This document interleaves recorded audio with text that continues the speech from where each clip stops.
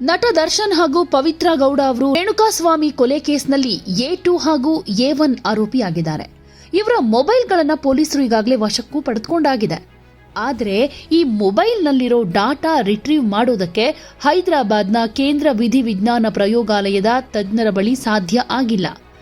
IPhone ಆಗಿರೋ ಕಾರಣಕ್ಕೆ ಯಾವುದೇ ಡಾಟಾ ತೆಗೆಯೋದಕ್ಕಾಗ್ತಾ ಇಲ್ಲ ಅಂತ ಹೇಳಲಾಗ್ತಿದೆ. ದರ್ಶನ್ ಹಾಗೂ ಪವಿತ್ರ ಅವರನ್ನ ಅರೆಸ್ಟ್ ಮಾಡಿದ ಮೇಲೆ ಅವರ ಮೊಬೈಲ್ಗಳನ್ನ ವಶಕ್ಕೆ ಪಡೆದುಕೊಂಡ್ರು. ಮೊಬೈಲ್ನಲ್ಲಿರೋ ಡಾಟಾ ಪಡೆಯೋದಕ್ಕೆ ಮೊಬೈಲನ್ನು ಹೈದರಾಬಾದ್ನ CFS ಲ್ಯಾಬ್ಗೆ ಕಳುಹಿಸಿಕೊಡಲಾಗಿತ್ತು.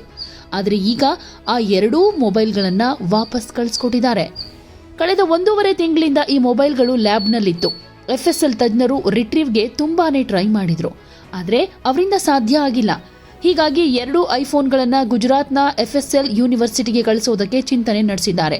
ಇಲ್ಲಿ ಅತ್ಯಾಧುನಿಕ ತಂತ್ರಜ್ಞಾನ ಇರುತ್ತೆ. ಈ ಮೊದಲು ದೆಹಲಿ ಮುಖ್ಯಮಂತ್ರಿ ಅರವಿಂದ್ ಕೇಜ್ರಿವಾಲ್ ಕೇಸ್ನಲ್ಲೂ ಹೀಗೆ ಆಗಿತ್ತು. ಅವರ ಮೊಬೈಲ್ನ ಜಾರಿ ನಿರ್ದೇಶನಾಲಯ ವಶಕ್ಕೆ ಪಡೆದುಕೊಂಡಿತ್ತು. ಈ ಮೊಬೈಲ್ನ ಅನ್ಲಾಕ್ ಮಾಡೋದಕ್ಕೆ ಹೆಲ್ಪ್ ಮಾಡೋದಿಲ್ಲ ಅಂತ ಆಪಲ್ ಸಂಸ್ಥೆ ತಿಳಿಸಿತ್ತು. ಈಗಾಗಲೇ ರೇಣುಕಾಸ್ವಾಮಿ ಕೊಲೆ ಕೇಸ್ನಲ್ಲಿ ಪೊಲೀಸರು ಚಾರ್ಜ್ ಶೀಟ್ ಸಲ್ಲಿಕೆ ಮಾಡಿದ್ದಾರೆ. ದರ್ಶನ್ ಸೇರಿದ ಹಾಗೆ ಅನೇಕರ ವಿರುದ್ಧ ಪ್ರಬಲ ಸಾಕ್ಷಿಗಳು ಸಿಕ್ಕಿವೆ. ಈ ಮಧ್ಯೆ ರೇಣುಕಾಸ್ವಾಮಿ ಕೈ ಮುಗಿದು ಅಂಗಲಾಚ್ತಾ ಇರೋ ಫೋಟೋ ಲಭ್ಯವಾಗಿದೆ. ಈ ಫೋಟೋ ನೋಡಿದವರ ಕರುಳು ಚುರುಕನ್ನತ್ತೆ.